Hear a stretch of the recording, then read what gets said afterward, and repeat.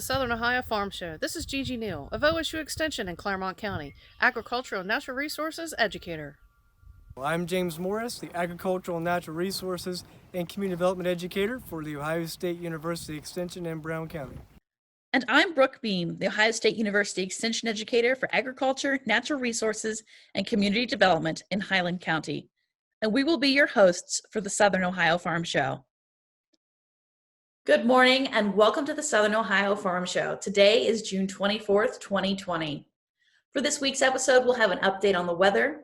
We'll learn about ticks, how to identify trees in Ohio, and also a 4-H camp at home activity that you can do yourself. But we'll start this week's episode with a new segment that we'll be implementing over the upcoming weeks.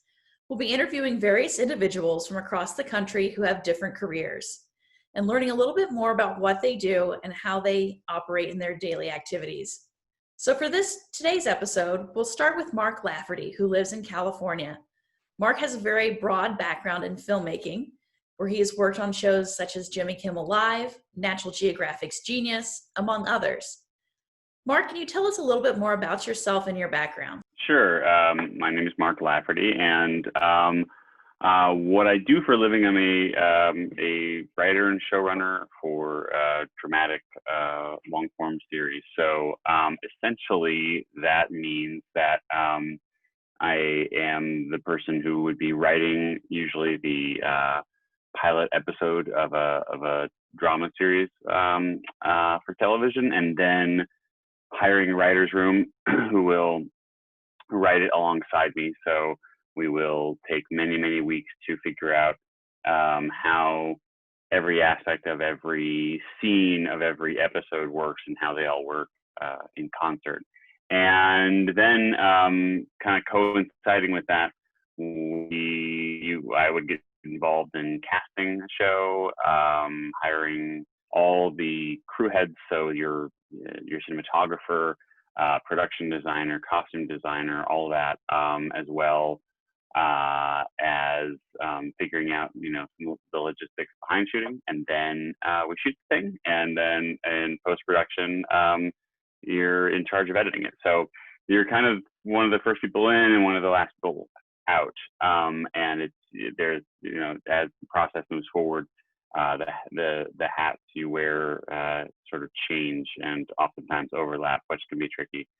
And the way I got my start, I went to school for film production. So I went to USC's film school as an undergrad, and then I made a small little short feature film in 2007. So I've been working a lot of little, kind of production jobs and things like that before then.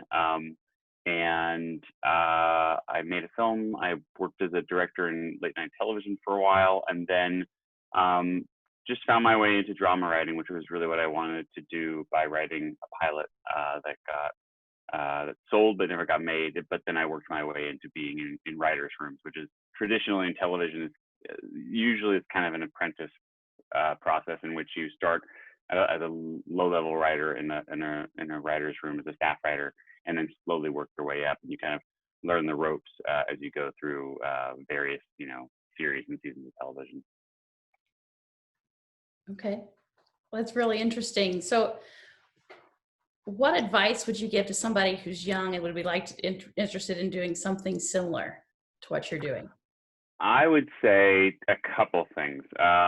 Watch everything you can. Watch the classic movies. I have some books behind me actually that I still go through, like Roger Ebert's classic movies. He has 100 in each book. Watch all of them. Watch contemporary television shows and movies. Read everything you can get your hands on, whether it's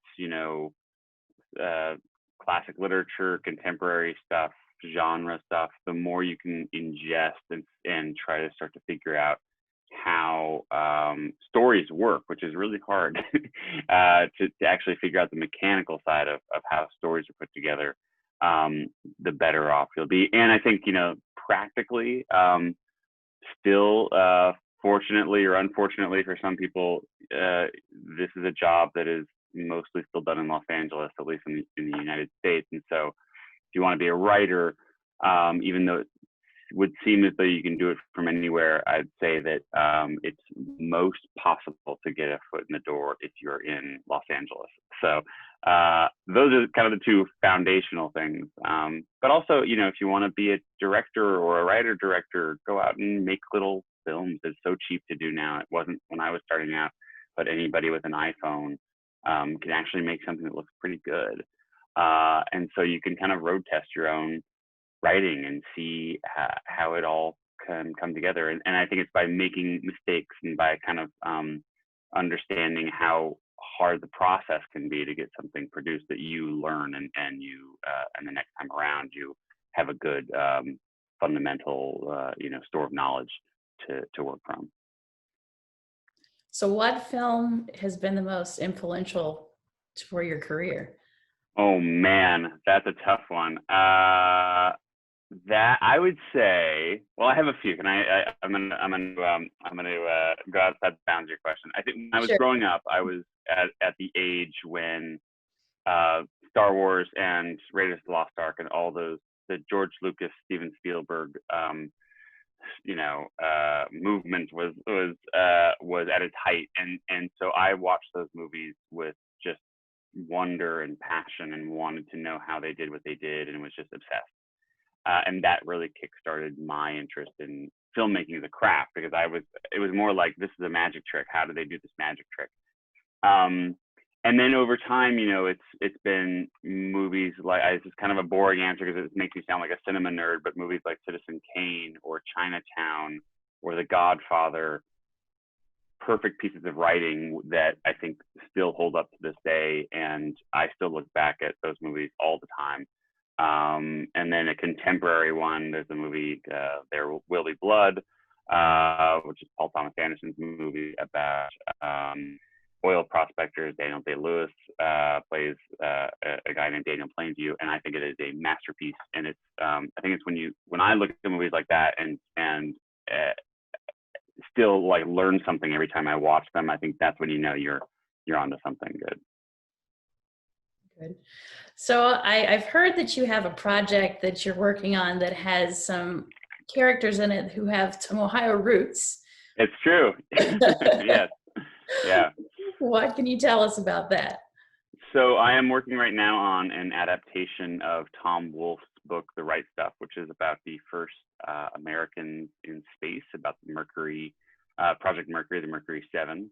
And the third American in space and the first American to orbit the Earth, first person to orbit the Earth. The first American, there was a Russian who did it first, was John Glenn, who was, of course, an Ohio native, and I'm very proud of it. And also went on to be a senator from the fine state of Ohio. So yeah, he plays a very big part in our show. He's played by a wonderful actor named Patrick Adams, who just, I mean, it's almost uncanny how much he gets down the Glenn's manner of speech, and they look similar too. So that was a really fun thing to explore.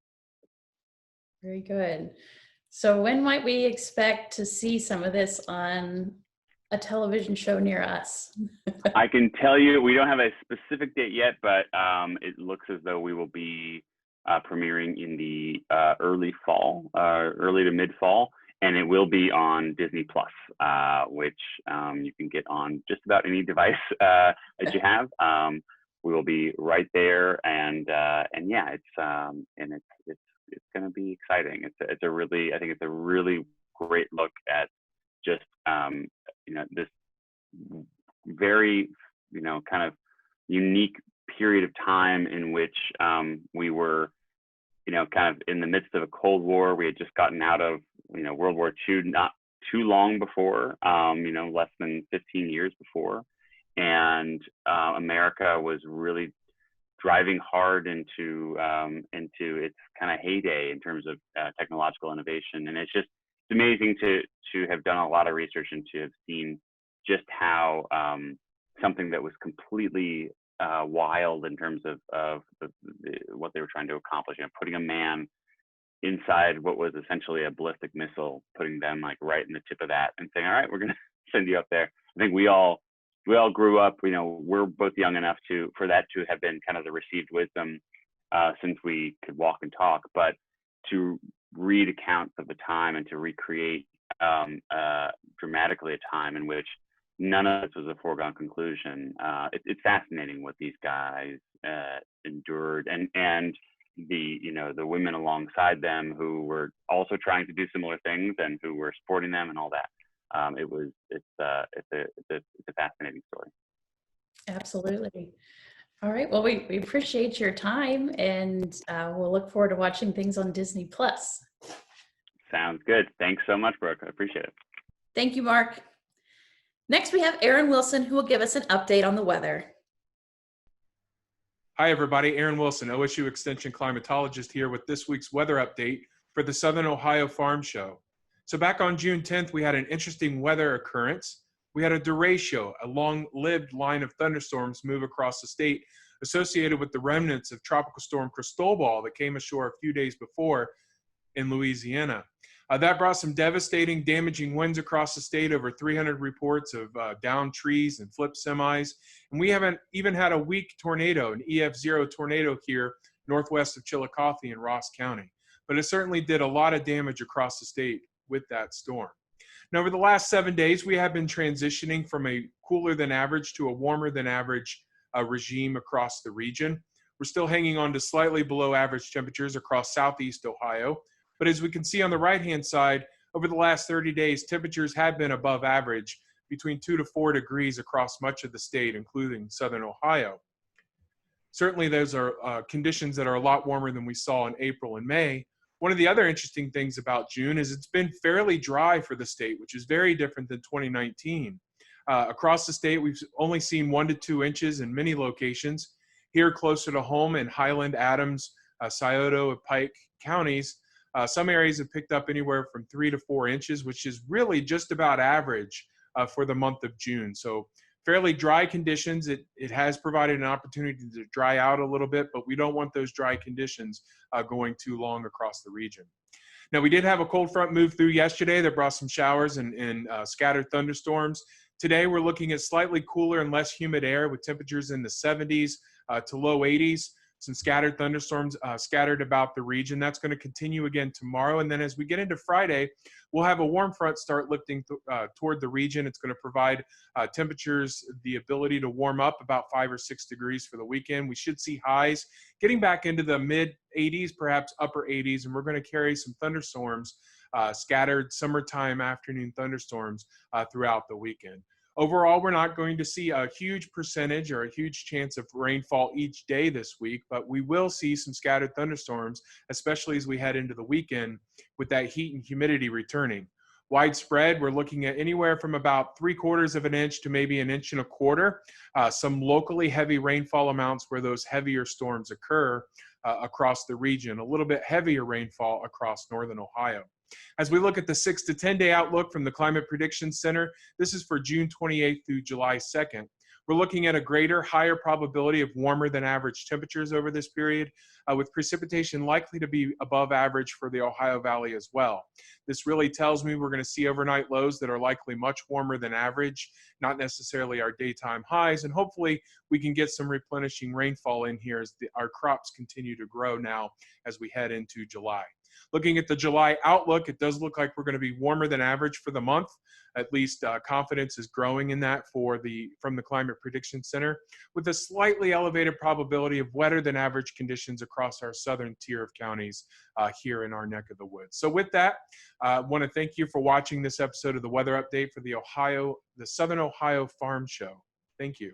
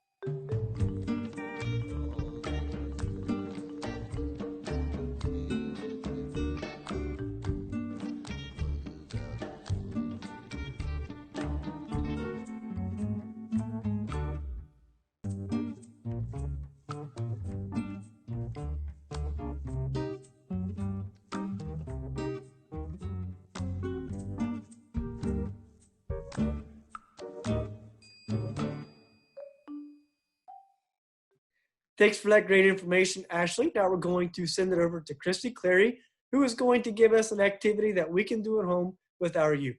And I know for a lot of our youth, it's very disappointing to not be able to attend 4-H camp this year. And especially for some of those parents that were looking for that midsummer break, maybe a little disappointed. But Christy's going to give us an activity from 4-H camp that we can still do at home with our kids this summer. Hi everyone, it's Christy Clary with OSU Extension, Brown County 4-H, and Canners K4-H Camp, back to talk to you about tie-dye. So today we're going to be doing another design. We're going to be making the bullseye pattern. We are still tie-dyeing pillowcases. Again, these are 100% cotton pillowcases. If you would like to purchase a Canners Cave logoed pillowcase or a 4-H logoed pillowcase, you can purchase those at go.osu.edu/pillowcase through July 1st, and the proceeds from that will benefit Canners K4-H Camp. So today I'm going to teach you how to make the bullseye design, which is similar to the two shirts you see here or the one that you see here. This design is where you have a center point and then you have concentric circles coming out from it.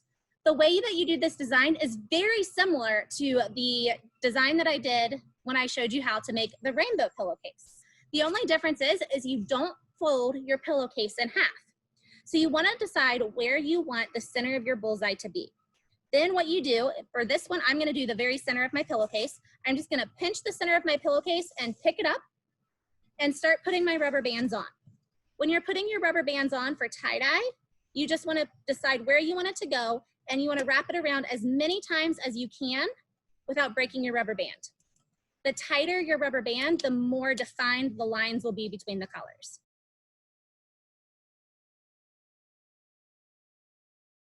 All right, so I finished putting on my rubber bands. I'm gonna make sure again that they're lining up over top of each other, and this one is ready to dye.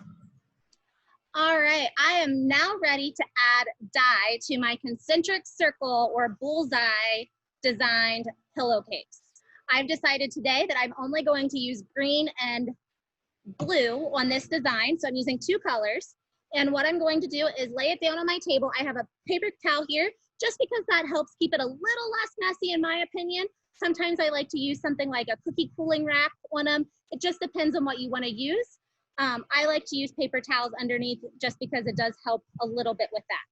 I also highly encourage you to wear gloves. It doesn't help keep your hands 100% clean, but it does help some.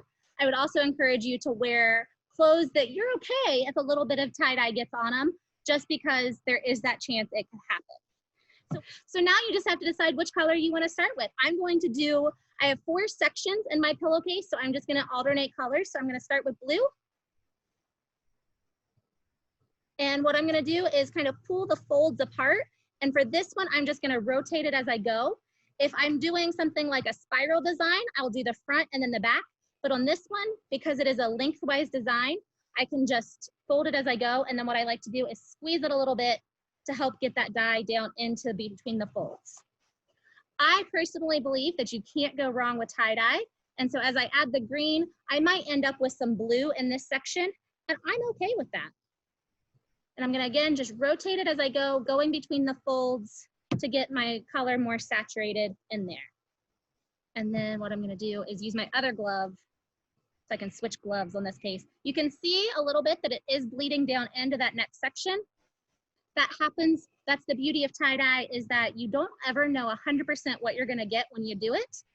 And it teaches us, how to deal with that surprise. Because that's my favorite part, is when we go to rinse the pillowcases out to see what the design ends up being. And exactly how those colors have blended. So again, I'm rotating as I go. I'm going in between the folds a little bit to help get that color saturation.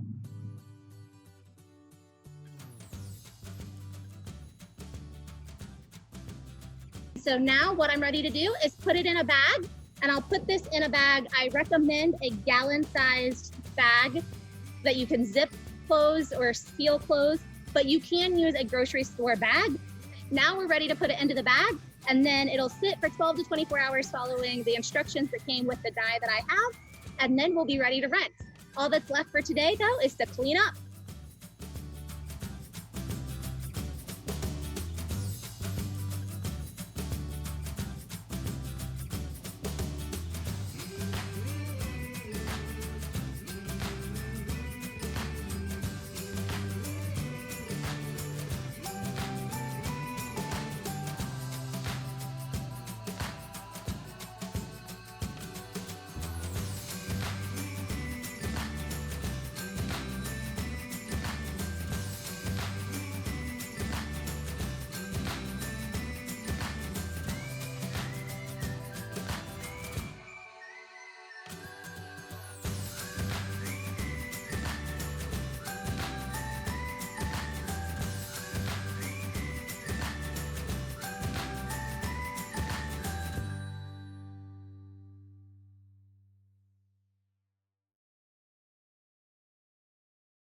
Thank you, Christy. Next up, we have Dave Apsley, who is going to address one of our most frequently asked questions, and quite frankly, a question that just leaves most of us stumped, and that's how to identify trees.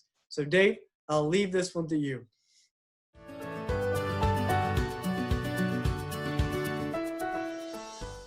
Hi, I'd like to introduce you to another common maple in Ohio that many of you may not realize is a maple.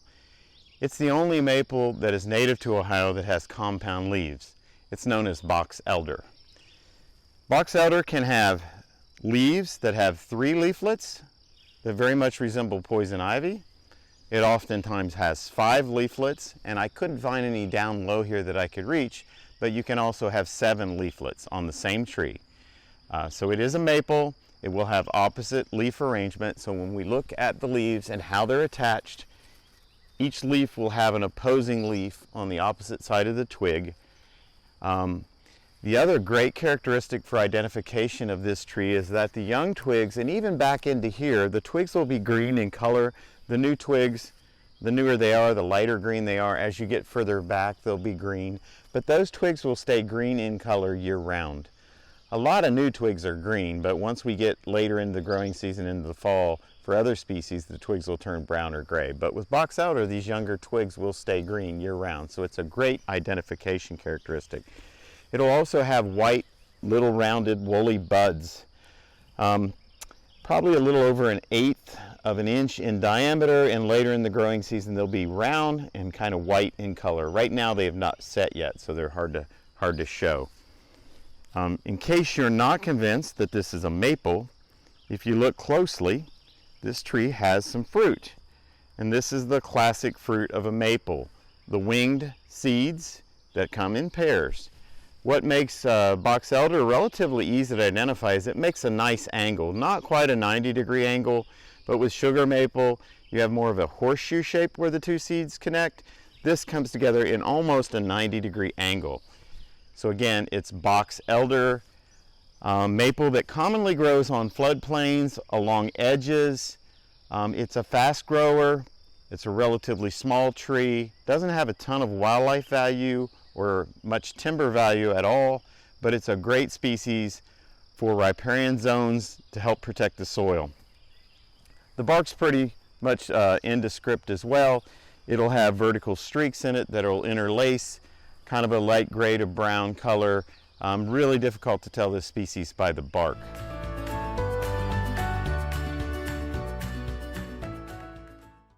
Thanks for tuning into the Southern Ohio Farm Show this week. Tune in next week for a patriotic episode that comes complete with fireworks. We hope that you have a great week, a wonderful weekend, and as always, stay safe.